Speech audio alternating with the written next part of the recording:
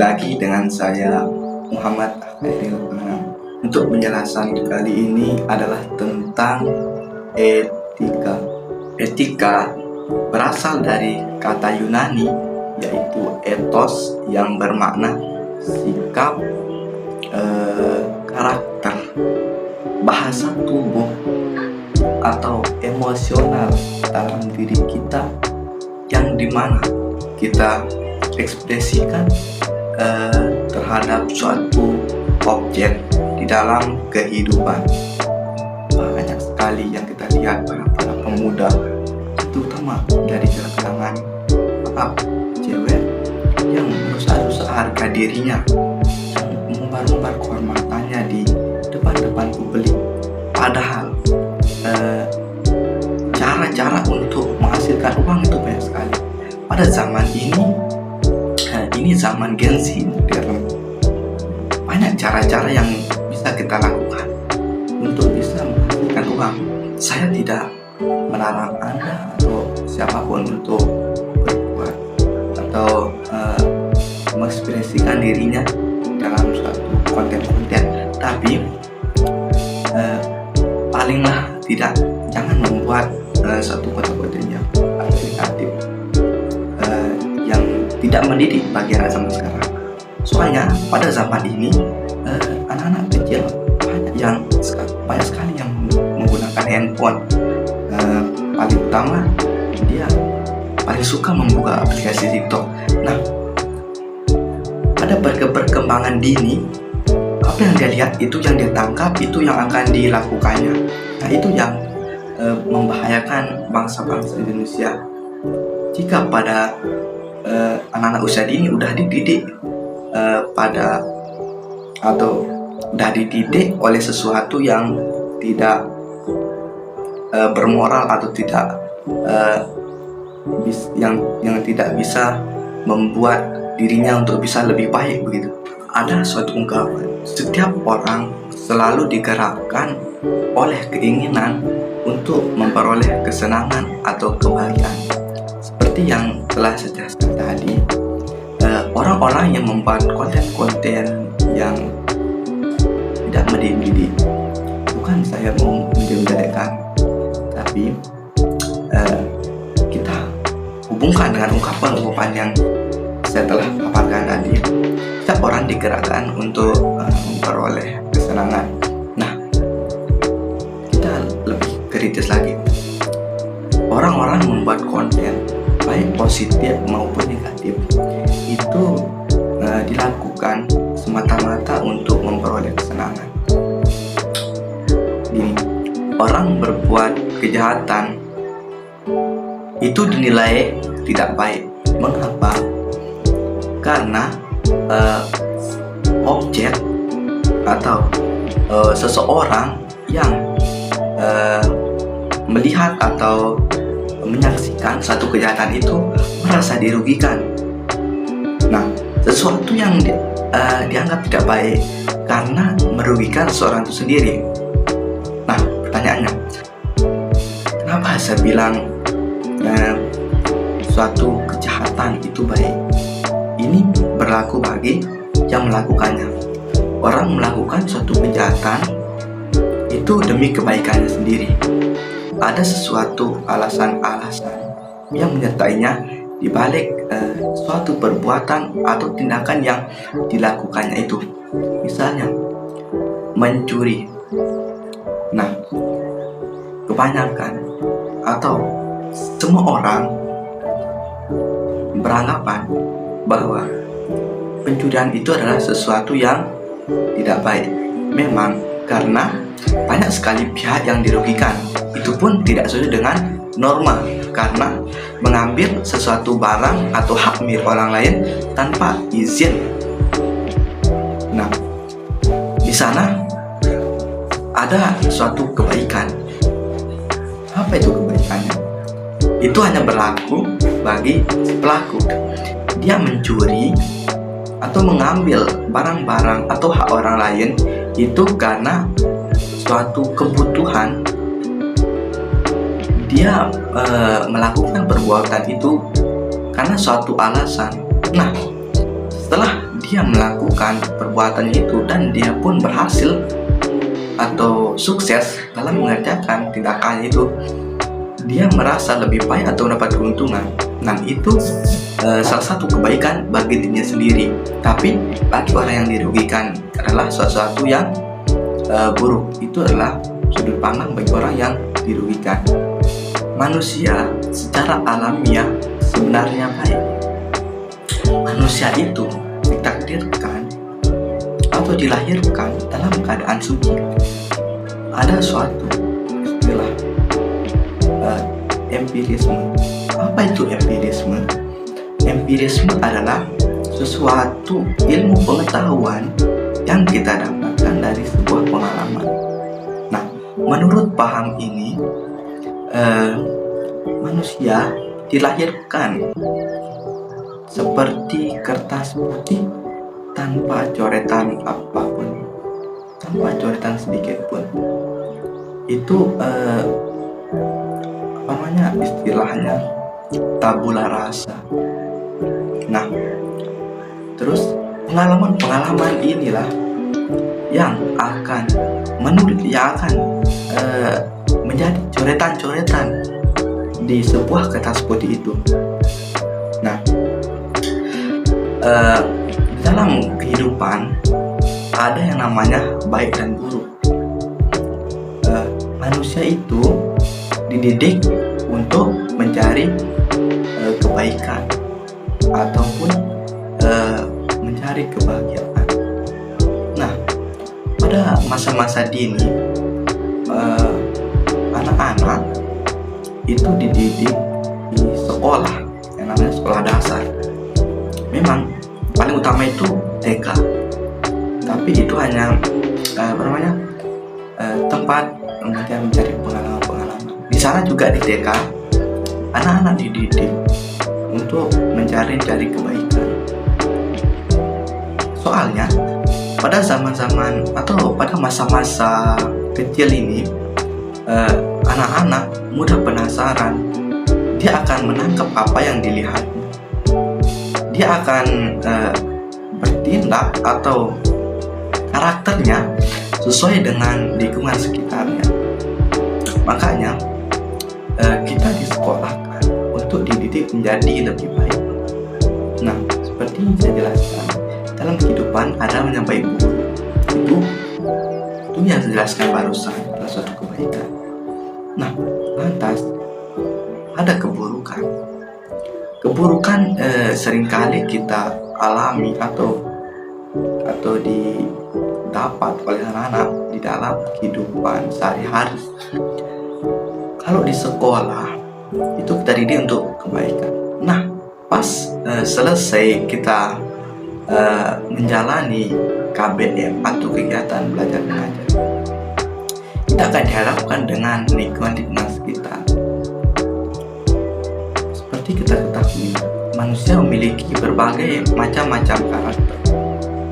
Nah, orang-orang tua yang memiliki atau mempunyai anak seringkali memarahi anaknya untuk jangan melakukan sesuatu yang tidak baik.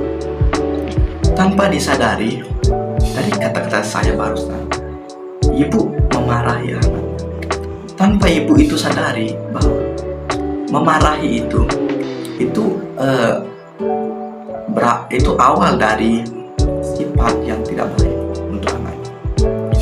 Ibu-ibu sering mendidik anaknya dengan cara memarahinya, padahal tanpa disadari, secara tidak langsung dia telah mendidik anaknya untuk bersifat atau karakter yang keras.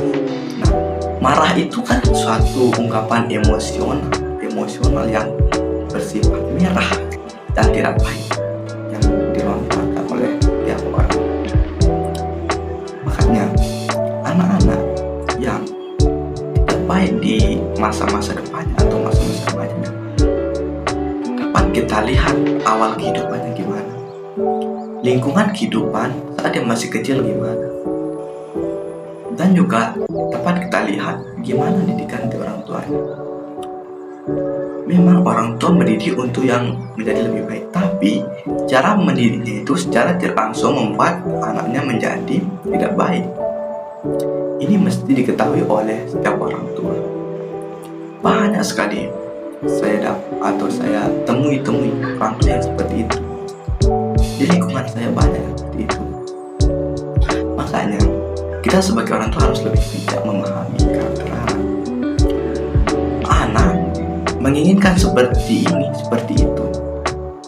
Memang anak seperti mesin yang tidak terkendali.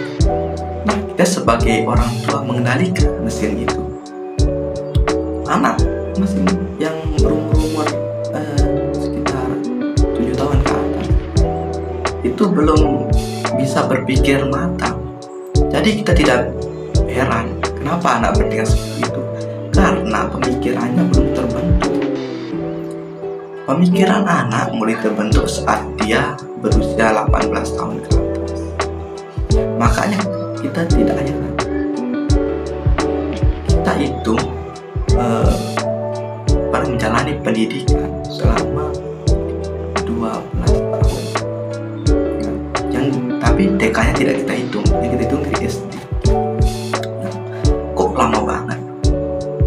Karena perkembangan seorang anak atau pematangan seorang anak itu mulai muncul saat dia berusia 18 tahun. Nah, kebetulan 18 tahun itu saat dia duduk di bangku kelas 3 SMP. Itu pun anak-anak yang duduk di kelas 3 bangku SMA tidak semuanya berumur 18 tahun. Ada yang lebih muda, bahkan yang lebih tua. Makanya jangan mendidik anak dengan cara keras. Anak mau beretika kepada kita, ajari dia etika yang benar. Tapi saat kau mengajarkan anak, ajari dia yang baik dengan cara yang baik. Kalau kita ajari yang baik tapi dengan cara yang keras, itu akan membuat anakmu juga menjadi keras. Didiklah anak dengan cara yang baik supaya dia bisa beretika. Kita kalau mau dihormati, sayangi anak terlebih dahulu. Kasih dia motivasi atau suatu teladan-teladan yang baik kepada anak, biar dia berperilaku seperti itu terhadap kita. Pria sejati adalah pria yang bijak, yang berpendidikan, yang terarah, yang lurus. Nah, ada ungkapan pria sejati itu bagaikan angin dan pria biasa bagaikan rumput. Itu maksudnya seperti dalam kehidupan sehari-hari, angin bertiup kencang. Apabila dia melewati rumput, maka rumput itu akan ikut goyang-goyang. Nah, kekuatan moral pria sejati bisa menggoyahkan kekuatan moral manusia biasa. Rumput itu kita ibaratkan manusia biasa. Nah, angin itu pria sejati. Apabila angin lewat, maka rumput akan tunduk, akan bergoyang-goyang, akan mengikuti kemana arah angin. Peran pria sejati dalam kehidupan sehari-hari adalah mengarahkan atau menunjukkan jalan yang lurus kepada orang-orang awam yang masih berada di jalan yang biru. Tapi setiap perjuangan meluruskan seseorang di tempat yang bengkok itu, banyak sekali resiko yang kamu alami. Dan itu pun kamu harus sabar, karena meluruskan sesuatu yang belum lurus atau meluruskan sesuatu yang bengkok tidak semudah membandingkan telapak tangan. Coba aku ambil besi yang bengkok, coba aku luruskan. Hasilnya itu pun tidak selurus yang kau harapkan. Setidaknya kau bisa meluruskan meskipun sedikit, mengarahkan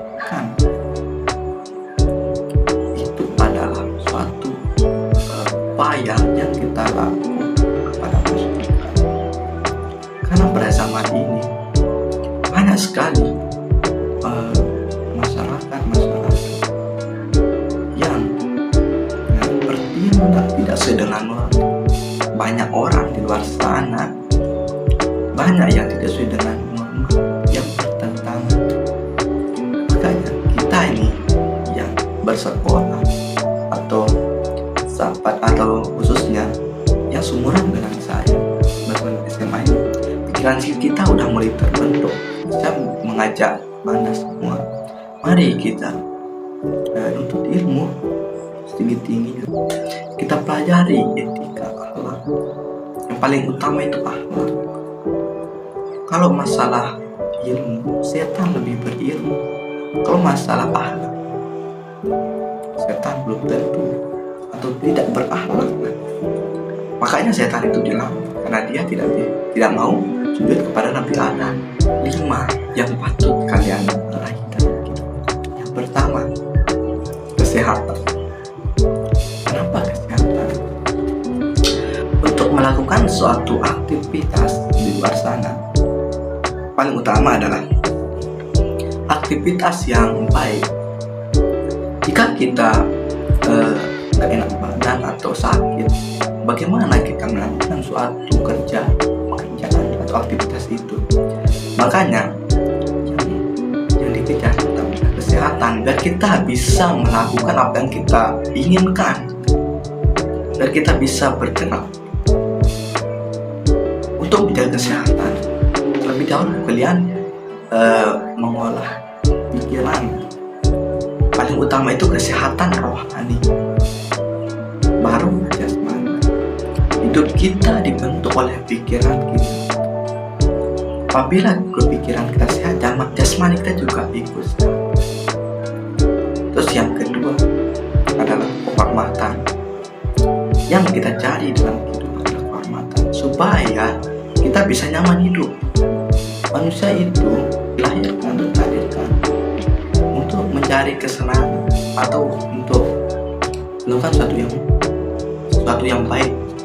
Nah, kenapa kita melakukan itu? Karena dalam kehidupan masyarakat yang paling dibutuhkan adalah kenyamanan. Jika kita melakukan yang buruk, masyarakat tidak nyaman, maka kita akan dicap yang jelek. Kita tidak ada kehormatan di masyarakat itu sendiri. Makanya mari gunakan akal pikir sehat dan tidak lupa kau terapkan adab yang baik, etika yang baik terhadap masyarakat. Setelah itu ilmu pengetahuan yang kita dapat dari sekolah itu untuk meluruskan kehidupan kita, supaya tujuan hidup kita jelas. Kita tidak bisa dibodohi orang. Kita sulit untuk dipermainkan oleh orang di luar sana, karena orang-orang di luar sana itu banyak sekali tindakan-tindakan yang dilakukan buruk. Makanya penting kita memiliki pengetahuan untuk menghindari yang buruk itu. Setelah itu kita harus berbuat baik, seperti yang saya jelaskan tadi, untuk mendapatkan kehormatan itu sendiri, untuk menarik simpati orang, supaya kita merasa nyaman. Baik orang itu juga paling dibutuhkan dalam kehidupan, dan kita dilayani dengan baik. Jika kita dirugikan, maka itu adalah kehidupan yang buruk kita. Bagi siapapun yang mengalami kerugian itu, makanya kalau kita ingin diuntungkan, untungkan orang dulu, jangan kau rugikan orang. Makanya kau dirugikan karena dirimu merugikan orang terlebih dahulu. Terus yang kelima, kehidupan abadi. Kehidupan abadi yang kita ketahui, khususnya dalam agama kita, agama Islam, adalah kehidupan di akhirat kehidupan yang layak, kehidupan yang senang, yang bahagia dan kasih oleh agama. Kita berpedoman kepada Al-Quran, hadis, sunnah. Agama itu sendiri yang mengarahkan kita untuk bisa menjadi lebih baik. Nabi Muhammad SAW turunkan ke bumi untuk menyempurnakan akhlak. Karena zaman dulu, zaman jahiliyah, banyak sekali orang-orang yang melakukan perbuatan tidak senonoh, yang tidak sesuai dengan norma-norma kehidupan. Saya mengajak teman-teman untuk selalu berbuat baik dan mengajarkan kepada teman-teman yang Anda lihat belum bisa mengikuti norma, mari kita perbaiki diri kita dulu, baru kita bisa perbaiki orang lain. Saya ngomong seperti ini bukan karena saya sempurna, tapi di sini sekaligus saya menasihati diri saya sendiri. Mari kita ambil teman yang baik, lingkungan yang baik. Kita didik akhlak kita. Mari kita sama-sama melakukan sesuatu yang baik demi kita dan orang lain. Mungkin hanya ini yang dapat sampaikan. Akhir kata, tetap belajar. Sekian, wassalamualaikum warahmatullahi wabarakatuh.